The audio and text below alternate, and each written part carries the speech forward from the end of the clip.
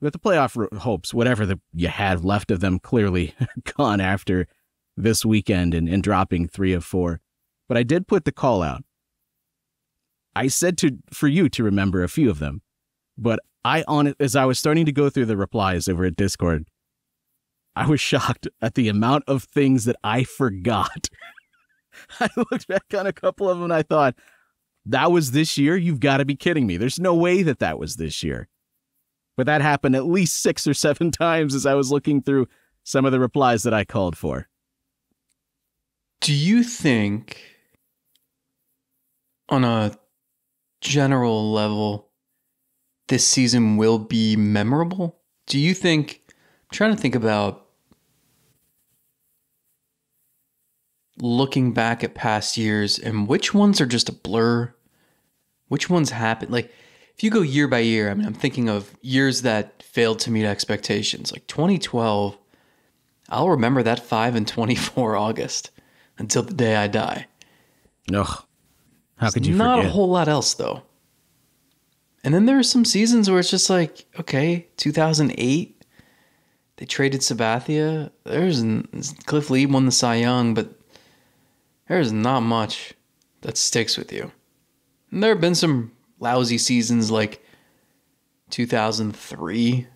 Can you say anything that happened in 2003? 2009? No.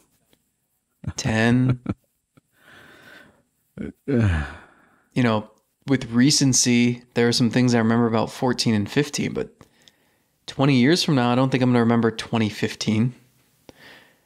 So I'm just curious. I mean, 2021, like, I remember sitting in Texas at the end of the season thinking, oh, finally, the finish line. This was some really boring, brutal baseball to watch with players who weren't part of the future. But that's not a season that I'm going to remember anything about. What about 2023? 10, 15, 20 years from now? Do you think you'll remember anything about this year? I actually think yeah.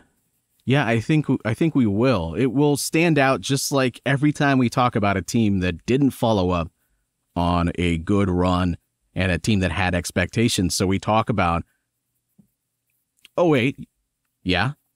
You talk about 06 because they didn't follow up 05 with anything great. 14 to an extent.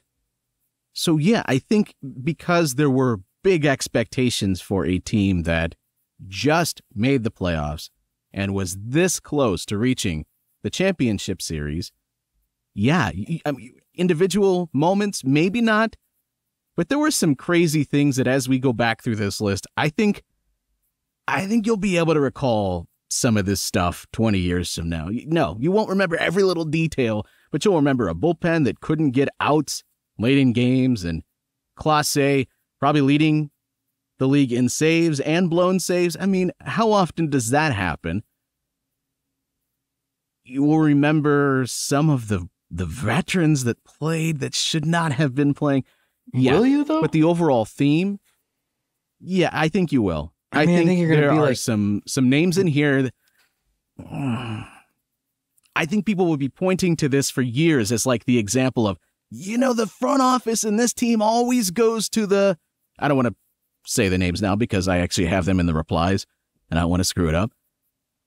But the overall theme, you're going to remember the fact that they were this disappointing and that it was this brutal and how stupid it was that they had some semblance of a shot at the end of this year or in the final month. Yeah, I think you'll be able to recall some of this a lot more than I would be, like, as you said, 2015. I don't remember anything about 2015 other than being on the Sports Illustrated cover before the season began. It wasn't 2015 the year of Jerry Sands? Or was that 2014? See? Exactly. See, I don't know. Yeah. No, I it's just a weird one. Maybe it depends on what they do the next couple of years. I mean, I guess we'll remember it for Terry Francona's last season. It's weird to think, and I keep doing this. Had I told you 6 months ago that you might not even remember on. this season 10 years from now. It's crazy how much I think can change. Yes, you'll remember it. But you'll remember it for all the wrong reasons. Yeah, and I don't luckily, remember it. we'll have had to have closure. You need to live it. You can't just forget about it, file it away, because then it all comes like a dam breaking. You don't want to have that, Zach. I think you want to experience all these things like you did when you made everybody relive every bullpen meltdown, when Ahmed Rosario would seemingly be written in Sharpie before Terry Francona even got the lineup card. Like it was printed on the page. Ahmed Rosario, second. That was the template. You just worked around that. He finally got traded for Noah Syndergaard. You remember that happened this year? I'm still getting tweets and emails from people saying that was a huge front office blunder, trading him. Yeah. How? The guy that had replaced him at shortstop has been every bit as good, so to speak, offensively, and has been much better defensively. I can't engage with these people, so I can't speak for them. I refuse. They traded him. Like I've also gotten that they traded him for nothing. Do you think that if they could have gotten something, that they would have gotten something? He had no trade value the year Given what before, they traded him for when they explored at the deadline. Right. When he was at his important peak. things to keep in mind. Certainly much more than he was at the deadline this year. Okay, so that one came from Matt, also Akron Rubber Ducks #1 fan who's in our Discord. Also mentioned Rosario. A. Kenny will forever remember picking up half the Angels roster, and then the Angels putting the Guardians out of their misery. About 5 minutes later, we got this name quite a bit. This was the one that I was referencing. This one is gonna be one to file away for every argument. Remember, for a long time it was they traded Sabathia and Lee, and that was every argument led there. It's gonna be they played Mike Zunino behind the plate for months and months after it was clear they should have went to Bo Naylor. But Seth will forever remember Zunino's historically awful stretch. Felt like Christmas when Bo finally got the call. What do you have to say about the Zunino era? I think all I will remember about him is that he drew that walk against Domingo Germán in the 9th inning after Germán had shut them out. And it was such a good at bat. And he was such a good interview, taking me pitch by pitch into his thought process. And that was his last productive at bat for a month. And I have never seen a hitter look so overmatched. He was always down in the count 0-2. He just looked completely washed. And has anyone heard a peep from him or about him since? I'm sure he's trying to get healthier and still recovering, I guess, from his thoracic outlet. It was, man, that was rough. $6 million. I get it. I get it at the time. But we were long past the point of knowing what that was, and going to Bo Naylor felt pretty clear. Thankfully, they finally did, and Bo Naylor looks like he belongs. Dom had pointed to the Zach Collins era, which he became the greatest hitter in franchise history and then was designated for assignment. And your favorite name, your Immaculate Grid superstar, Mabrice Viloria, was once part of this team. That happened this year. Do you remember that? Yeah, that was weird. The last few days of spring training, as they were trying to assemble this roster, I should have known then that was weird. They were kind of... That was it.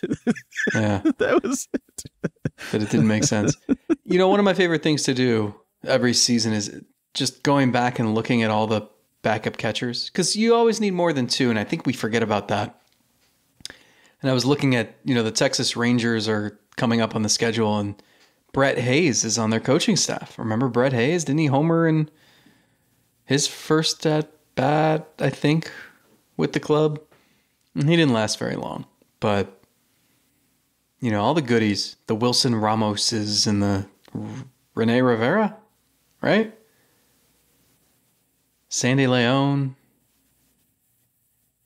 John Paul Gonzalez for a day. Just all the backup catchers they've had to use over the last handful of years that are so easy to forget. And it's why, you know, you always need that third, fourth guy waiting in the pipeline. So we got Zach Collins for a few days this year. Zach Collins, who I'll never forget talking to him in spring training. And he started by grabbing some chapstick and applying some chapstick. And, oh, wait, actually, it's eye black. And he was so embarrassed. That's a great first impression to make, as he spread it all over his lips. And that's really all I've got on Zach Collins. He was really good in AAA at the plate for like 2 months, and then really struggled for a couple months. Came up, went 2 for 4, and that was that. To answer your question, Brett Hayes homered in his first start for Cleveland. Not his first at bat, but his first start. April 20th. They still lost that game to Chicago. Homered one more time. Actually, two more times. Wow.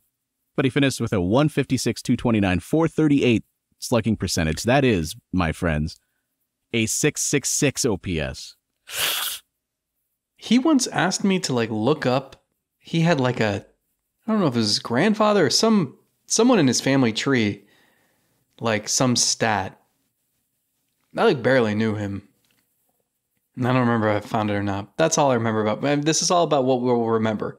That's what I remember about Brett Hayes. He once asked me to look up a stat about a family member who must have played. We are 15 minutes into the show talking about Brett Hayes. This tells you what the season was. You said these episodes are all going to be boring the rest of the month. I promised. Self-fulfilling prophecy. I'm going to deliver on that. I'm going to deliver on that promise. Doot. Jose Tena's debut. Was pinch running for Jose after what happened? Yeah. I mean, that down goes Anderson. That'll be the prevailing image, I think, is you have Jose Ramirez, who never loses his cool, finally doing so after being challenged by Tim Anderson. And that was a spectacle. It's one of those, I can't believe what I'm watching right now moments. They go to war. You have everybody spilling out onto the field. You have Sarby going nuts and getting ejected and suspended. You know, coaching staffs and Anderson trying to come back onto the field, and all this stuff happens. And then Jose is standing at second base for what seems like eons. Tristan McKenzie brings him some water, then realizes he's ejected. Jose Tena is like, okay, this is as good a time as any to make my debut. What a story to tell my grandkids. And then all this kerfuffle lasting 15 minutes. And what do you hear? The SpongeBob SquarePants theme song. What a perfect way to cut the tension and move on to the next hitter. Danny had mentioned that too. It's just like all this crazy zaniness, and then what? It's perfect, and it's one of those moments, and they're rare. But you think about over the course of a season, how many times can you say this is a moment, a night that someone will write an oral history about 10 years from now? And that is one. Yeah. Selling beer for much cheaper than you should. Dropping baseballs off the terminal tower, right? Was that one? I just had a TikTok video of the balloon, trying to break the balloon record, and then the disaster that became. Yeah, and then just add this to the mix. Sure, why not? We also had, imagine telling yourself, this season you will see Cole Calhoun batting leadoff and David Fry throwing 4 innings of relief. What the absolute F. Yeah, I mean, another prevailing image will be probably the 20 in the run column. I mean, I think that's the thing. It's that was as must-win game as it gets. And they gave up 20 runs for the first time in 21 years. That's unbelievable. And just seeing David Fry take the mound, I didn't even see it because I don't think anyone was warming in the bullpen. So they go out to switch pitchers, but you didn't really know that's what they were doing. And all that, like, I only knew because the PR person said on the mic in the press box, David Fry is now pitching. And I'm like, I swear it's the sixth inning. It is the sixth inning. What? Yes, we all had that moment. Like, you don't go to David Fry in the sixth. David Fry had that moment. Yeah. Well, he was hitting in the cage. You know, he wasn't in the lineup that day, so he's just waiting for a pinch hit opportunity. Wrong preparation, dude. Yeah. Miles Straw came and grabbed him as the fifth was about to end and said, "Hey, man, I think you might pitch." So Fry heads to the dugout, and it's like, he heads to the dugout, and Tito's like, "Yeah, you're pitching." And goes straight onto the field. It was... You don't go to David Fry in the sixth and then go to, like, Nick Sandlin in the eighth. Like, you knew it was Fry for the sixth, the seventh, the eighth, and the ninth. There's no mercy rule. And it's like, maybe they would switch. You know, I thought maybe they'd go Cam Gallagher for an inning or two, Tyler Freeman for an inning or two, but I guess it's better to just have one guy wear it all. And I said to you, I forget that who throws the second, well, who makes the most throws on the diamond every single night? I mean, yeah, the starter comes out and he makes all the throws, but then he leaves and then the relievers come in and then the guy that's still behind the plate is still throwing the ball back to the pitcher. So as I was looking at it, I'm like, this dude's like 50 pitches. Well, so what? He makes the 130 throws back to the mound every single night that he's catching. So yeah, make him wear it because he's probably throwing with less conviction than he is back to the pitcher when he's on the mound in that situation. I mean, it's now that we're doing this, like, I think the season as itself, you know, whatever it ends up at, you know, a team that goes 76 and 86 is just so unmemorable, right? Because they're not completely futile and they're not a good team. But the things we will remember are like batshit crazy. I mean, no position player had thrown 4 innings in 35 years. And that came in a game that went, I think the guy came in the 16th inning. And no Cleveland position player had gone 4 innings since, I think, 1936. Some dude named Milt. So it's, yeah, that is certainly one we'll remember. And the fact that it came in a must-win game. We had built that up to be like, they went and claimed 3 good pitchers solely for that purpose, to beat the Twins in that series. In game 1, they give up 20, and David Fry is logging more innings than Lucas Giolito. You gotta laugh. You have to laugh, because if you're still taking this seriously, we need to check on your mental well-being. Like, I'm seriously concerned about you if you were to that point doing anything but just laughing hysterically, because that's what this season became. You mentioned bat crazy. How about bird crazy? Because Will Brennan killed a bird this year. You remember that? I don't know. I just think sometimes it's funnier when you self-censor. It usually comes across more comedic. I'm probably failing. Will Brennan killed a bird this year. He killed a bird. Then he did the bird hand signal when he hit a home run. And then he got like scorching hot at the plate. Mocking him. And he kept citing the bird and saying like they couldn't let the bird die in vain and they had to carry on its legacy. And, well, then the season flew the cuckoo's nest. A lot more than that. Oh, some of these I don't even know if I want to reference. Just get to the Discord. Go over to patreon.com/SelbyusGodcast. Yeah, we're doing the additional episodes, and you'll get, we were already talking about it, in the off season, we might be changing up when we release episodes and how we do certain things. But every week, there will be an episode of Patreon. Off season, we usually go every other week for the free ones here at YouTube and everywhere else. But we continue doing the free episodes. But you also get access to the Discord, which doesn't die in the off season. Sometimes it's even more entertaining. And then people are in there talking Cavs and they're talking fantasy, and it's just a great community. So go in there, read all of the comments that I'm not going to say on this show because they may be crossing a line. But that's fine. Go do that. Go become a Patreon supporter and you get access to the Discord. I'm excited too. We recently made a list of different ideas, topics we want to cover once the off season hits. It's a pretty long list, and there's some stuff. I think there's some cool things we can do, some things we can really dive into and pick apart. Not going to be boring. There's a lot to pick apart. Borman says, the podcast where I brought up Zunino's pass ball thing. He says, honestly feels like it set the wheels of the entire season in motion. I'm sorry if I did that. Somehow, me referencing that Mike Zunino sucked at blocking pitches at the dirt sent the season spiraling out of control. What was I thinking? Why didn't you stop me? Why didn't you step right in and say, dude, you got to have positive things to say entering the year? You know, it one job. Like, I remember when he almost went 0 for May, but I had totally blocked out how bad he was behind the plate.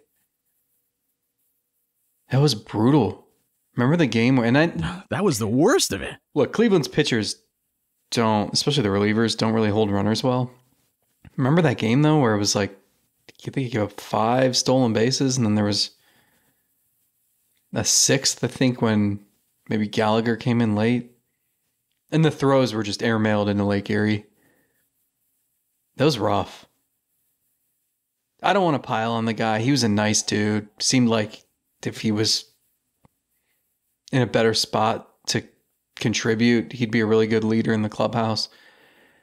Man, he didn't offer anything useful. It was just rough. Just one story.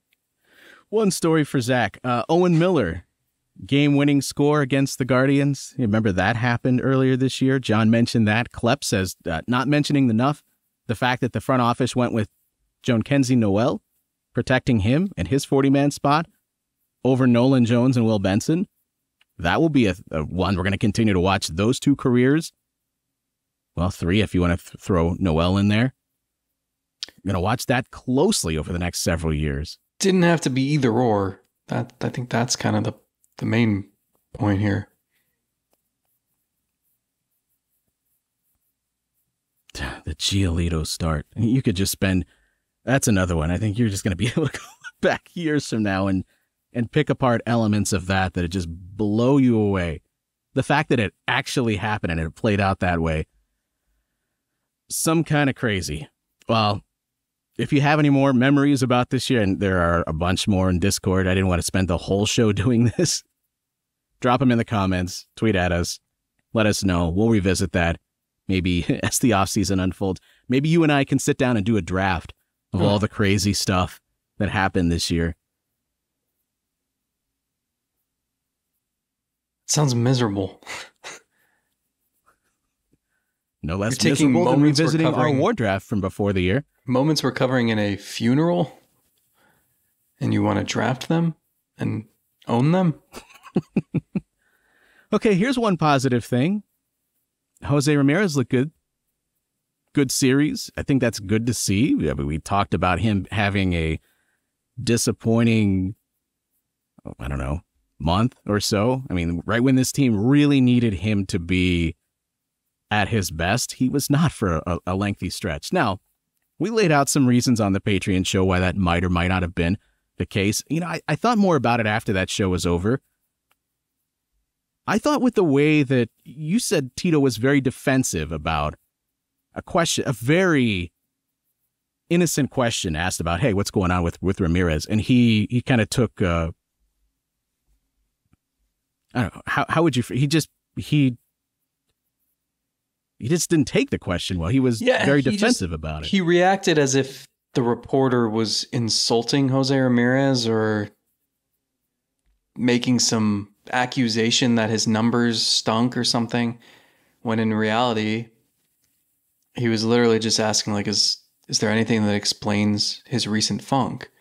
And after Francona got defensive about it, he then went on to explain the reasons why he seemed to be in a funk. So it was unnecessary.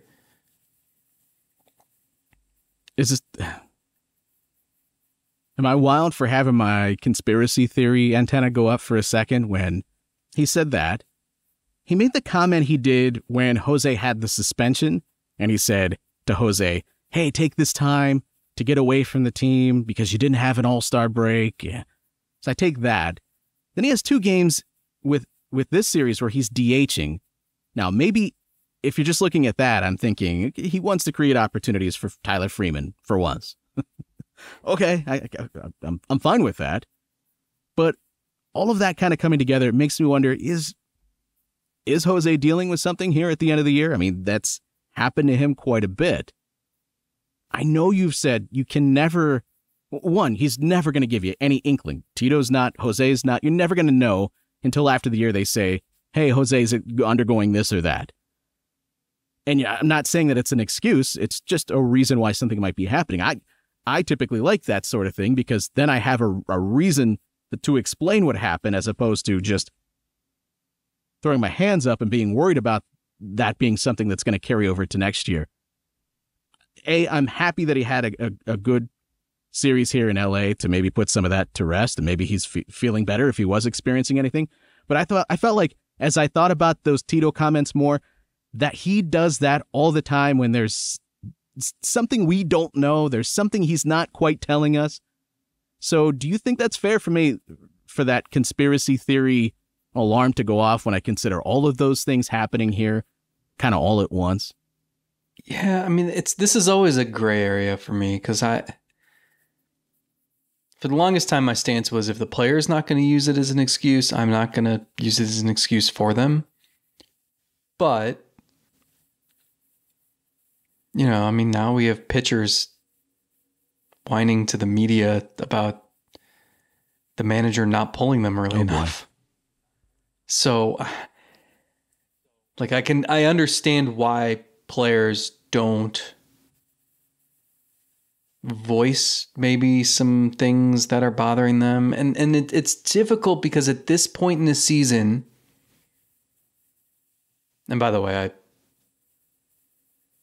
sometimes I think most pitchers should be pulled around 90 pitches or whatever. It's just don't go and say that publicly and say it the way you said it. Anyway, when you get to this point in the season, everybody's tired, unless you're Tyler Freeman, because he gets to rest Monday to Saturday, and everyone's dealing with stuff. And they always say like, well, if you go give a pitcher an MRI on their shoulder, like you're gonna find something. It's just a matter of like how severe is it and what can the player handle. So I feel like it's difficult to identify how injured someone is or why they feel so fatigued. Like at this point, I don't know. I'm an outsider looking in. They're not going to admit anything. There's 3 weeks left. They're just going to suck it up and play to the finish line. And maybe we find something out after the season. Maybe there was nothing. Maybe there was something that just they needed rest. It's hard to get rest. And when you're Jose Ramirez, you don't want rest ever. So it's just, this is such a tricky topic for me. And I don't know. I never know how to approach it. It was even last year. Like we knew Jose Ramirez was dealing with the thumb. And like he can say every single day, I'm fine. It's not bothering me. I'm hitting in the home run derby. But like I also see that you're wearing extra protection on that hand. You can't ignore it, right? So I don't know. I never know what tact to take. And I think baseball, football, there's the injury report and there's like really specific rules regarding it. And you update it every single day and it is what it is. And a lot of times players play with stuff because you suck it up for 3 hours and then you can rest it for the week. And with baseball, it's just so different. It's not violent and you're not moving the way you are in football nonstop. And it's just,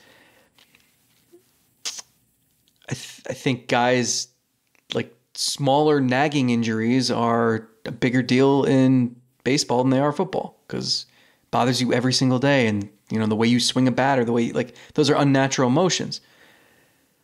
Long-winded way of saying like, I never know. And I think every player is different. And I think that's part of what's frustrating, what makes this sport so difficult to handicap is that I don't know what people are dealing with. And if you think about Jose And like, remember pre-injury last year, his OPS was over 1,000. He was putting together a career year. Legitimate, well, MVP runner-up, well, MVP third place pursuit there. And then he suffers the injury and his numbers definitely plummeted. And, you know, they're still good in the end, but you see a huge stark contrast. And so this coming to this year, like a big reason why I, and I think many others, thought he was due for a huge year was the health. I saw what he did pre-injury. I saw what he did post-injury. I'm going to assume he's going to be healthy until proven otherwise. But now, like this season, what am I supposed to think going into next year? Should I cap him at 20, 25 home runs and a 830 OPS? Was he dealing with something? Like, it's so difficult. And so I just spent 5 minutes not answering your question, but saying, I don't know. It's all right. I'm used to it. You did bring up something I did want to talk about, though. Kirby. Now, I don't really want to get into the weeds of what it matters to the Mariners, and I don't care about that. To me, it was largely about a communication thing in baseball, and analytics entered the discussion. Like, it's softening players, and I don't think it had anything to do with analytics. The conversation was about communication, and I feel like it's important because this team is, as Tito has basically told us, is going to have a new manager next year. Communication under Tito, for the most part, there were a few things that were in question, but that's over like a decade. OT, not too many OP. things where a player was. It was a very 2023 thing to happen. That could be in question next year if you're hiring somebody that's never been a manager before, has never been in this position before. And even if they have, they're not going to do things like Tito did, for better or for worse. So I think it points to the importance of a player, one, being honest with how they feel. Because as a manager, if a player is telling me, hey, I'm at 90 pitches, and I don't feel like I got anything left, I would appreciate that, because the next time I go to him and he's at 100 pitches and I feel like it would benefit the team to have him go out there for another inning, and he tells me, Skip, I'm good. I got another inning. I got another 2 innings in me. I am so good. I'm going to believe what he's saying, as opposed to someone that just always tells me, nah, I'm good. I can go out there because of some macho thing, or, well, the pitchers before me, as if Roger Clemens never felt it after 90 pitches, and there was never a time where he got torched after that point because he told everyone, hey, I'm cool. Like, that never happened before analytics entered the game. That's silly. The other part of this, and this is where it's important considering we're going to have some changeover in that dugout. As a coaching staff, you have to have an environment where a player feels like they can tell you that thing. In this specific situation, I don't know who's exactly at fault. I think everybody probably plays some role in one way or another. But as a player, you definitely want someone that is going to tell you honestly how they feel, because so much goes off. How do you feel, especially injury-wise? You just ask a player because you're not them. And an MRI can only tell you so much. Can you deal with it? Are you good? And at the other time, a player has to be able to feel comfortable that he's not going to get thrown under the bus. That you're not going to go out there and say, yeah, well, he just couldn't man up. I don't know how many managers would actually say that in this day and age, but you have to feel like it's not going to get held against you because you were honest in this situation. So I think it's a two-way street, and it really speaks to the importance of when you have dugouts that are very full of analytical minds, that you still need to establish how important that communication pipeline is. You can have the smartest minds ever, but if they can't communicate what they're doing and the player doesn't feel comfortable communicating with you, you're destined for doom. It's going to be a bad situation. Yeah, I'm with you. I mean, every honest conversation is evidence you can use in the future to guide your decision making. I mean, they ask They check in with every reliever every day to see how they're feeling. And it is imperative that they get honest answers, because the last thing you want to do is be in a close game in the 8th inning and you're throwing a reliever who's on fumes. That reliever needs to have the humility to admit when they don't have it that day. And it's different for everybody. Some relievers might not be able to throw back to back. Brian Shaw used to scribble out his name if they put him in the down section. So I think that's important. I think that the key for me, and I kind of think a lot of the old heads whining about this on social media or whatever, we're sort of missing the point. But the thing to me is just, this should not be drawn out publicly. The pitcher shouldn't be throwing the manager under the bus. I mean, I've dealt with one manager for 11 of my 13 seasons covering this sport. And that manager, for better or worse, will never do something like that. Will never throw a player under the bus. And so to see that play out in the public eye was shocking to me. Because you're right, that's a conversation that takes place in the manager's office or in the dugout, and that's that. And everyone, I think, can be on the same page and understanding. There are some days where you throw 90 pitches and it is easy, and you could go throw 110. They're low stress pitches. You're feeling great. Delivery is easy to repeat, and it's just coming out exactly how you'd want it. There are some days where you throw 90 pitches and it's a slog, and you're laboring. Everyone feels like it's just such, I mean, we all go through this. There's some days where you get on the Peloton and your 30-minute ride you can't believe it's almost over. There's some days where 3 minutes in, you're huffing and puffing and want to tip over. I think everyone has that. So it's not the same thing, but it is. I mean, I think the only way to really learn about that, to learn what a pitcher can handle, and to learn on a particular day, because every day is different, is to just have open, honest communication, but not through reporters. Do it privately. No. Do it at the right time during the game. I'd be pretty pissed if I was Seattle's coaching staff or front office. Yeah, I think a lot of lessons are learned in this situation. The biggest one is, do not have that conversation via the media, because then my question is, well, George, did you tell anybody that you were experiencing this? Because if you didn't, this is just as much on you. And then I would turn that back on the Mariners and say, have you created an environment where a player feels like they can communicate that with you? Because that's just as much on you. I think in this situation, everybody ends up looking bad in some way, shape, or form. But just don't. The biggest takeaway is don't throw anybody under the bus afterwards. Have that conversation, sure.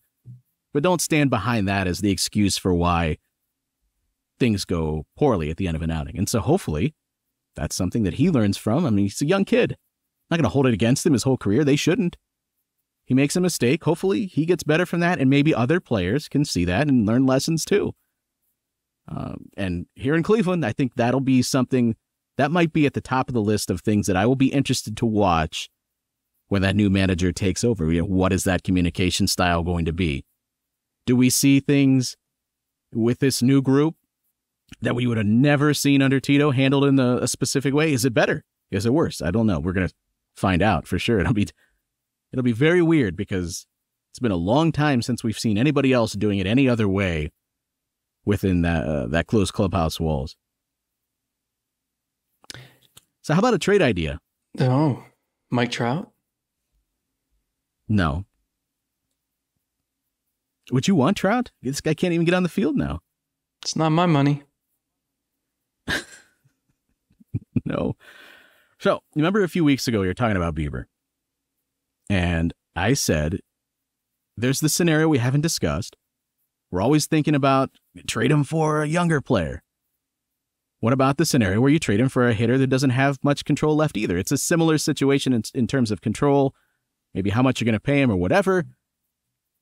But you're trading a pitcher something maybe you don't need, for something you really need, a hitter, even if it's just for 1 year. I didn't have any specific names. Our pal Kevin Beastbull on Twitter tweeted this a few days ago or yesterday or something like this. So what do you think about this? Bieber, Brennan, Karinchak, Curry for Juan Soto.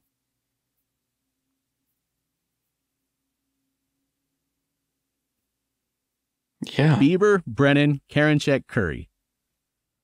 Yes. Of course. No hesitation, right? It's easier for this team to replace Bieber than to find a star outfielder. Brennan, Curry, and Karinchak, I think, are all replaceable. What am I missing? Well, they've barely had Bieber this entire year. I mean, that's not exactly true. But they haven't had Bieber for a large chunk of this year. And what has gone wrong? How much of that would you attribute to Bieber not being there? Minimal. Very little. Very little. I don't think that would even be in the realm of possible for that to actually take place. I bring it up because I think that's a fun idea from Kevin, fun to kick around. But that's sort of what I'm picturing with, if you're going to trade Bieber, I think the days of getting this prospect, even a guy you're going to control for 3-4 years, I just don't see it. Unless they're severely flawed and you're hoping to fix them. You're betting on tools or something like that. But maybe that is the sort of thing you do need to pursue. Trade the one thing maybe you don't need for a thing you really do need, even if it's just for 1 year. Juan Soto, Ramirez, Naylor. It's pretty good top half. Yeah. You could have did that last year. I mean, you're going to have...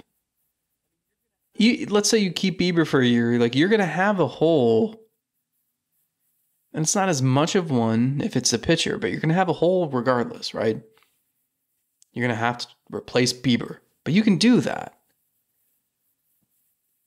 I don't know, if you have Soto, I don't know how you replace Soto. But that tells me that Soto is the more necessary player. Yeah. And I still don't believe the throwing a bunch of players together highlighted by Bieber is gonna make that happen. But I think that's the right track to follow if you're gonna make the Bieber trade. Instead of thinking about getting something that's like 30% of what you need, go get something that you really, really need, but maybe you just control it for 1 year. Just flipping one asset for another, similar control. At the end of the day, you don't lose anything as far as like value in future seasons or anything like that, right? Right. Yeah, I don't see San Diego wanting to do that, but I don't know. If you say the word trade and you're within 2,000 miles of AJ Preller, I think his antenna goes up. So, I mean, yeah. Yeah, well, it's easier to trade Shane Bieber, perhaps, when you feel like you've got another ace that is very close to him in name in Bibee, who is, again, spectacular today, despite the fact that he's pitched one way the entire season, but now we're calling box on him. I don't know what the hell that was about, like a personal vendetta there exercised against Bibee. What the hell? Were those balks? I mean, you're the balk expert on this show. I'm not. I'm so bad at that. I don't know. I kind of thought it might be. But I don't know. I used to think I knew what a balk was, and then Clevenger did like the 50 toe taps and all this stuff, and I'm like, all right, forget this. I'll just trust the umpires. Every time I've ever seen a left-handed pitcher throw to first base, I'm like, I think that's a balk. Yeah. I guess not. I think that's a balk. Guess not. I don't know what a balk is. Why don't they make the whole plane out of Andy Pettitt's pickoff move? One of the least clear rules in all of sports. Is there at least a worse call in sports that like nobody knows what it is? A catch in football? At the yes. A block or a charge? I suppose. Depends on who's doing the blocking and who's doing the charging, right? A gimme in golf? That's right. Well, here's what I do know. Bibee is now 12th in F4 among pitchers in the American League. Outside shot to get some Cy Young votes? I mean, is he going to win Rookie of the Year? That's my question. That's where I was going to go next. So he's 5th in ERA. Yeah. Among American League pitchers. Qualified, I think I said it like 120 innings. 5th in ERA. We did this several weeks ago. I don't think he's going to beat Gunnar Henderson. But why? But here's my question. Just because I feel like I got a real good handle on voters. Do you know the last starting pitcher in either league to win Rookie of the Year?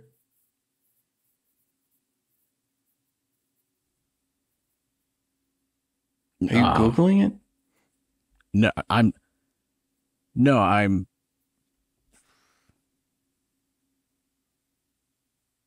really bad at Rookie of the Year. When that comes up on Immaculate Grid, I'm cooked. Because I don't remember who the hell wins it. Well, I'll help you out. It was Michael CC Sabathia in 2016. Oh, yeah, that's right. With the Tigers. That's right, yeah. It's been 7 years, and that's both leagues.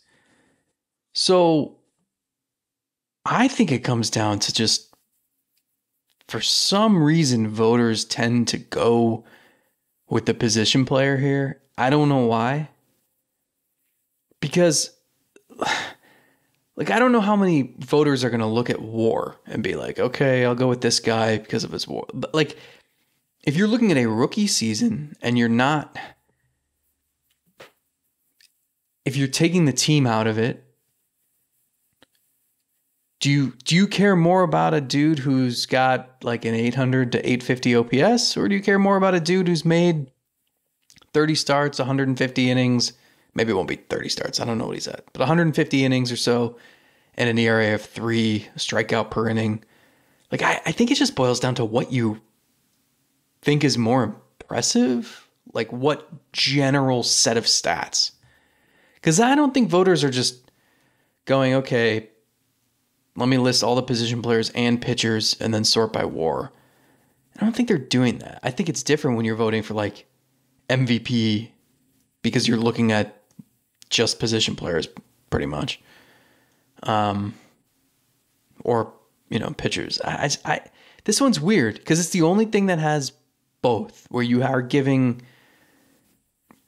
unless there's a anomaly of a year where a pitcher wins MVP, like it's the only award where you're both are on equal footing. And I don't know why, but I think voters side with the position players here. And I just wonder like what a pitcher would have to do. Yeah. Like I was looking at the history of it, and like DeGrom won, his numbers were insane. Jose Fernandez won, his numbers were insane. Like made me think, but Fulmer's weren't. But it made me think like for Bibee to have a real shot, he's got to get that ERA to like 250. And obviously it's too late for that, I think. Ooh. So it's just very weird. I think the fact that Henderson defensively has been very good. He's played almost half of his innings at shortstop, and he's been tremendous defensively in terms of defensive runs saved. The thing that I think about is people are more familiar with his name, the prospect pedigree. For Rookie of the Year, that might hold some weight. There are some times where I feel like maybe narrative plays a little bit more role in Rookie than it does at this point in some of the other awards. He does have the better WAR, and I think some of the counting stats just look so much better for whatever reason when you say 24 home runs and 74 RBIs. So the fact that by the end of the year he might have 26, 27 home runs and 80 plus RBI, people, right or wrong, are still going to look at that, and that's going to hold some weight. I don't think he would beat Henderson. My point here was, I think his chances of getting that second place are increasing by the day. Mm-hmm. And remember, first and second place, those things are important when it comes to service time here. At the time, we brought it up and thought, he probably doesn't have that good of a shot at finishing in second. I really think this kid might finish in second, especially if he continues to pitch well and finishes strong. I don't know what his workload is going to look like over the next couple of weeks, but if he continues down the path he's been on and continues to improve a little bit here and there, his numbers are going to be real good. And I think a lot of people might start to overlook some of the names that were really impressive at the beginning of the year. It's weird because, like, I just want, like, Bibee's the only pitcher who's a contender here. And if you look at the position player side, it's Henderson. I mean, Josh Young was going to win this thing until he got injured. But you would think he'll still get some third place votes, maybe second place votes. Like, Luke Raley has had a pretty nice year, and I wonder if he'll get some votes.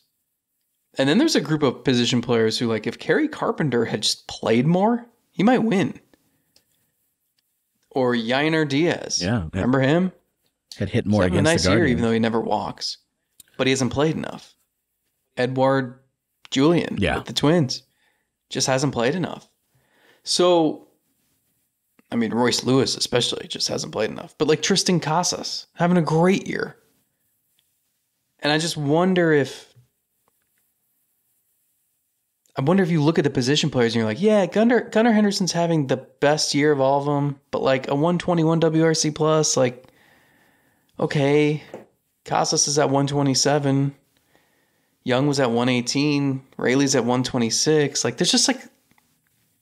there's competition there. With Bibee, it's like, he's been the best rookie starting pitcher in the American League. Hands down. The end.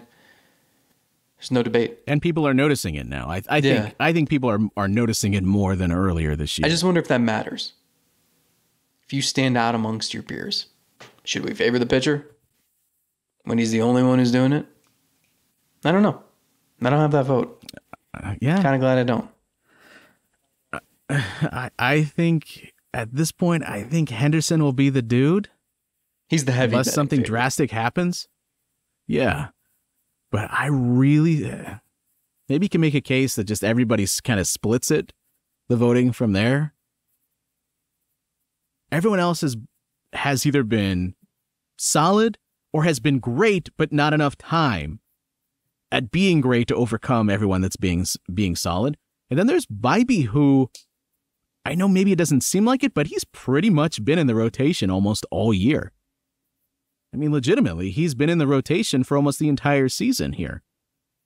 And his numbers are really good for a rookie pitcher to have a 3 ERA and some of the strikeout totals at times. Like, I think it's a very impressive resume, and I believe it would be tough to overlook. And the fact that he does stand out, like, wouldn't people say, I got to look at the pitchers? First names that come to mind are always the position players. Wouldn't you say, I got to go look at the pitchers? And then you would see Bibee and go, whoa, nobody else is even close to him. That would leave an impression on voters a little bit. That's what I'm saying. I don't know. Are 10 Would you put him second? Enough? You don't. Would you put him second if you had the vote?